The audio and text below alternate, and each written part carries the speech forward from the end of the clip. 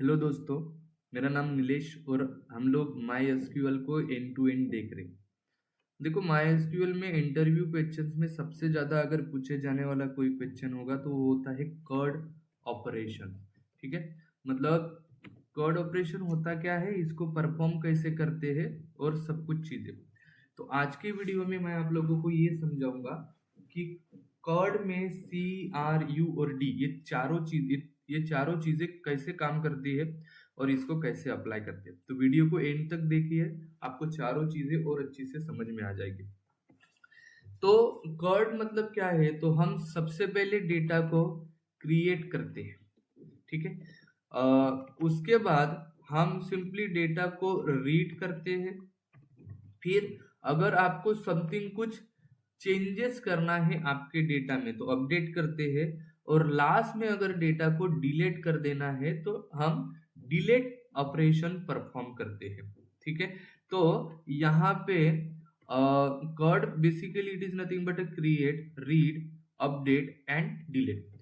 तो CRUD operation में क्या क्या क्रिएट कर सकते हैं, तो सबसे पहली चीज हम लोग, अगर अपने पास डेटाबेस क्रिएट नहीं है तो सबसे पहले हम डेटाबेस क्रिएट करेंगे। मैं यहाँ पे क्या करता हूं, तो क्रिएट डेटाबेस, डेटाबेस, और जो भी डेटाबेस आपको क्रिएट करना है उसका हम नाम यहाँ पे लिखते हैं। मतलब इसका सिंटेक्स क्या है, तो क्रिएट डेटाबेस, आपके डेटाबेस का नाम पास कर दो।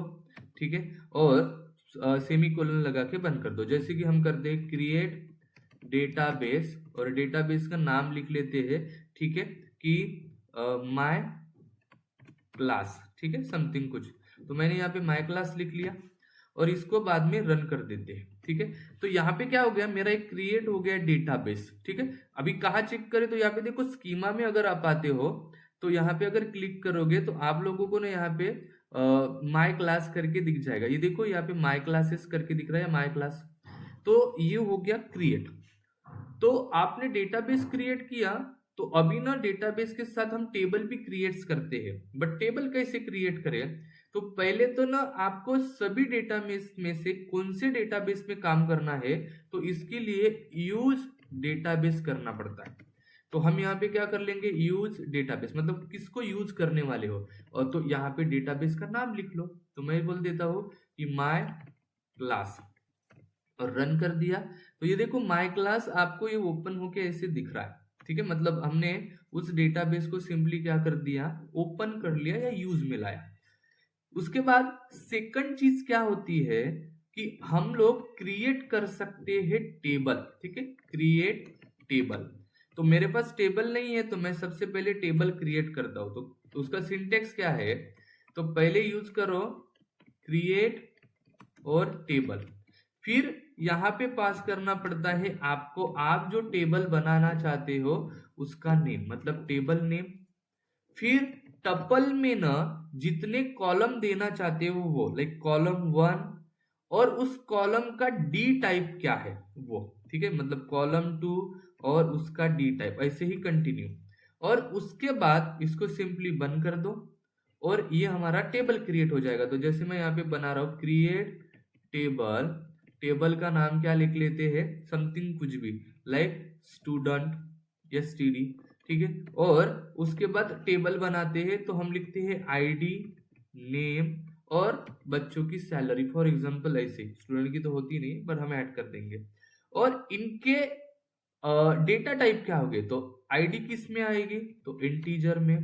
नेम किस में आएगा, तो ये आता है वेर कैर। वेर कैर का मतलब होता है variable and character. For example हम नंबर्स एंड उसमें डिजिट्स, नंबर्स फॉर एग्जांपल, और कैरेक्टर्स ये भी लिख सकते हैं, स्पेशल कैरेक्टर भी। और यहाँ पे ना आपको देना पड़ता है लिमिट्स, कितने लेंगे। ठीक है, और सैलरी भी किस में आएगी, तो इंटीजर में। ये लेके बाद में इसको बंद कर दो। तो ये आपका क्या हो गया, तो ये आपका सिंपली एक टेबल क्रिएट हो जाएगा। ठीक है, जो भी आपको टेबल बनाना है। ठीक है, तो मैंने यहाँ पे इसको रन कर दिया, और बाद में अगर इसको रिफ्रेश करके इसके टेबल में देखो तो ये देखो, ये एसटीडी टेबल करके आपको दिखाई दे रहा है। ठीक है, बट रीड करने से पहले मुझे ना मेरे टेबल में समथिंग कुछ वैल्यूज भी इंसर्ट करनी पड़ेगी। वैल्यू नहीं है तो हम क्या करते हैं, यहीं पे इंसर्ट डेटा, ठीक है। तो मैं सबसे पहले डेटा को इंसर्ट कर लेता हूं हमारे टेबल में। तो इसका सिंटेक्स क्या है, डायरेक्टली मैं लिख के दिखता हूं कि इंसर्ट इनटू कौन से टेबल में, तो एक एसटीडी नाम का टेबल है। कौन से कॉलम में, तो आईडी, नेम और सैलरी, इन सभी कॉलम में ना वैल्यूज पास करके दो। और जो वैल्यूज होती है वो रो के बेसिस पे ऐड होती है। तो यहाँ पे हर एक रो के लिए एक टपल पास किया जाता है, ठीक है। जैसे आईडी दे दी 101, नेम दे दिया फॉर एग्जांपल ए, और सेकंड चीज हम जो भी पास करने चाहते हो, सैलरी दे दिया फॉर एग्जांपल इतनी। कॉमा लगा के अगर दूसरा रो पास करना है तो दूसरा टपल पास कर दो, ठीक है। इसका नाम क्या लिख लेते हैं, तो बी, और इसकी सैलरी कितनी लिख लेते हैं, तो समथिंग इतनी, ठीक है। फिर तीसरा बंदा ऐड करना है तो मैं इसको ना इसे नीचे भी लेके जा सकता हूँ, ठीक है। और फिर से टपल ऐड कर दो और 103, और इसको पास कर दो सी, और सी में पास कर दो समथिंग कोई ए डेटा, और बस इसको बंद कर दो और रन करते हो। देखो बहुत बार लोग क्या गलती करते हैं, तो एक बार रन करने के बाद ना यहाँ पे कुछ नहीं दिखाई दे रहा है, उनको लगता है कि कुछ तो आउटपुट आया ही नहीं है। तो कभी आउटपुट देखना है ना तो इधर क्लिक करो, ये देखो नीचे बोल रहा है कि आपका डेटा इंसर्ट हो गया। तो एक ही क्वेरी को ना, इंसर्ट वाले क्वेरी को बार बार रन मत करना, डेटा बार बार आपका क्या होते जाएगा, ऐड होते जाएगा, ठीक है। तो अगर फिर डेटा देखना है तो क्या करें, तो ये हो गया हमारा क्रिएशंस वाला पार्ट। हम अभी पढ़ेंगे रीडिंग वाला पार्ट, मतलब हमें डेटा को क्या करना है, रीड। तो डेटा देखना है तो रीड करें। तो रीड करने के लिए सिंटेक्स क्या है, जैसे पाइथन में हम प्रिंट करते हैं, यहाँ पे प्रिंट नहीं है, यहाँ पे आपको सिलेक्ट करना पड़ता है कितने कॉलम्स आपको देखने, मतलब सिलेक्ट कॉलम, और कौन से टेबल में थे, तो फ्रॉम टेबल का नेम, ठीक है, मतलब टेबल नेम, और इसको बंद करो। तो मुझे अगर मान लीजिए अपन इन फ्यूचर जाके 50 कॉलम है, तो 50 कॉलम के तो नाम नहीं लिखते बैठेंगे ना, तो इसीलिए इसका शॉर्ट फॉर्म क्या है, सिलेक्ट स्टार फ्रॉम, और हमारा जो भी टेबल है। स्टार का मतलब होता है मुझे एक ही बार में पूरे के पूरे कॉलम को रीड करके देखो। जैसे ही रन करता हूं, ये देखो हमारा डेटा यहाँ पे रीड होके आ रहा है, ठीक है। और सपोज आपको पूरे कॉलम नहीं सिलेक्ट करने हैं, आपको किन्हीं पर्टिकुलर कॉलम को देखना है, तो उनके नाम लिखो, ID, select ID and name, किसमें से, तो फ्रॉम एसटीडी, ठीक है। और जैसे ही रन करता हो तो यू कैन सी कि हम लोगों को उन्हीं लोग वही सिंपली हम लोगों को क्या दिख रहे, तो यहाँ पे शो हो रहे। तो this is nothing but simple आपका रीडिंग, मतलब इससे ही आप रीड कर सकते हो। थर्ड चीज होती है अपडेट। अभी अपडेट क्या करें और किस तरीके से, देखो अपडेट का यूज करके, मतलब कर्ड ऑपरेशन में अपडेट का यूज करके आप डेटा की वैल्यूज को ही अपडेट कर सकते हो, या कर सकते हैं हम लोग। तो सिंपली इसका सिंटेक्स क्या है कि पहले लिखो अपडेट, और क्या कौन से टेबल में अपडेट करना है, तो मुझे अपडेट करना है एसटीडी में, और क्या सेट करना है, ठीक है, यहाँ पे लिखा जाता है सेट। तो मैं सेट बोलता हूँ कि मैंने ने यहाँ पे सैलरी जो लिखी है, उन सैलरी को ना सबको 1 लाख सैलरी कर दो, ठीक है। अभी नहीं, ये जो मैंने क्वेरी लिखी है, यहाँ पे मैंने बोला है कि अपडेट कर दो स्टूडेंट इस टेबल को, और सैलरी सेट कर दो 1 लाख। तो मैंने किसी पर्टिकुलर स्टूडेंट को तो यहाँ पे बोला नहीं है ना कि इसी स्टूडेंट को ऐड करो या इसी आईडी को ऐड करो। तो हमने किसी पर्टिकुलर को नहीं बोला है। तो ये जो क्वेरी लिखते हो ना, ये क्वेरी बाय डिफॉल्ट पूरे डेटा को चेंज कर देती है। जैसे मैं यहाँ पे आपको शो करो, देखो सबकी सैलरी 1 लाख होगी, बट सपोज आपको सबकी सैलरी 1 लाख करनी ही नहीं है, किसी पर्टिकुलर की करनी है, तो यहीं पे हम यूज करते हैं वेयर क्लाउज, मतलब हम कंडीशंस लगाएंगे।